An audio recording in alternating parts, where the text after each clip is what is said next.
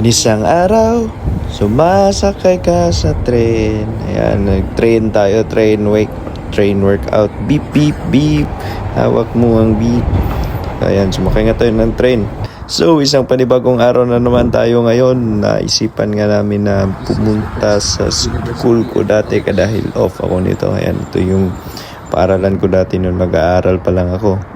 Ito ay isang Seneca College. So yan yung logo, yung iconic logo na Seneca College. Ito yung main building, building K. So may ilang building to, A, B, C, D, F, G, H, I, J, K. So hanggang K na building. So medyo malaki nga itong school na to. Ito yung main building. Yan, may nag-aaral. Yan yung itsura.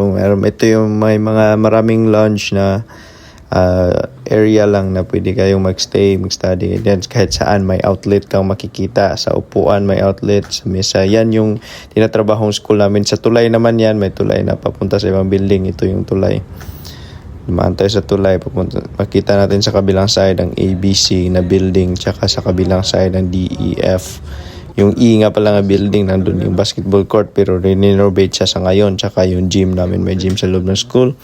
Ito naman area na to, the service hub. Ibig sabihin dito tayo magtanong-tanong kung anong gusto natin kailangan malaman. At may isang space din dito na pwede kang mag-study mag-isa. Na kahit sisigaw ka pa ng sigaw dyan, walang makakarinig sa'yo. Dito rin ako gumawa ng project ko dati na may binidyo ako.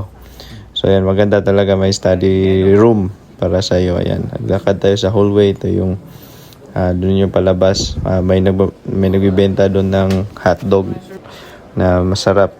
Tapos doon sa service. So ito naman, dito tayo ngayon sa may Starbucks, may part na may Starbucks. Ito, papasok tayo sa library.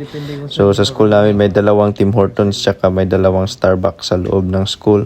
Ito yung library namin sa baba, yun makikita natin yung Tim Hortons doon sa baba ng library. So ito naman may space sa library na pwede ka lang magstay na mag-study ka. Ayun, nandun yung famous na footlong na mga pinipilahan mga estudyante. Dito naman sa school namin may sarili kaming store. May yan yung Tim Hortons. Sa store namin may mga Seneca merch, tsaka meron ding mga school supplies at kung ano mga pangangailangan natin sa school. So, isang memory din para sa akin makita yung mga ganito kasi it's been a year na rin na simula nung last ako pumunta dito sa school natin. So ayan, ito yung para sa mga flight attendant o sa kung ano man yan. Meron din sa mga aeronautics. Yan yung school nila. Class, sorry I'm late. Hey you, chef. Sit down. Stop using your phone. So ito nga yung room na paminsan-minsan kasi palipat-lipat na room depende sa subject natin. Ayan yung washroom na yun, may na-experience ko na tumae sa washroom na yun. So dito naman, pasintabi sa kumakain dyan. Ito naman yung cafeteria natin. So ayan, sa cafeteria natin.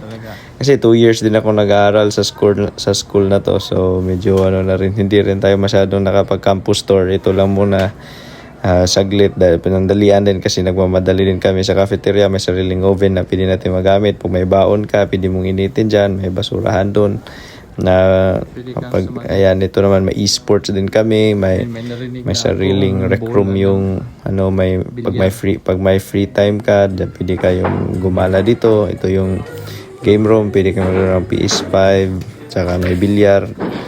Ayan, tinestingan namin. Kahit di kami estudyante, pwede kaming pumasok. Kasi ako former student, tsaka yung kasama ko naman, upcoming student. Yun, ganun yung technique. Pag mamadali ka na, malate ka, bababa ka sa hagdanan. Ganun lang yung style.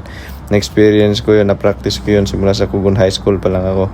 Yan, mga shuttle bus papunta sa ibang campus kasi 4 campuses to. Ayun lang.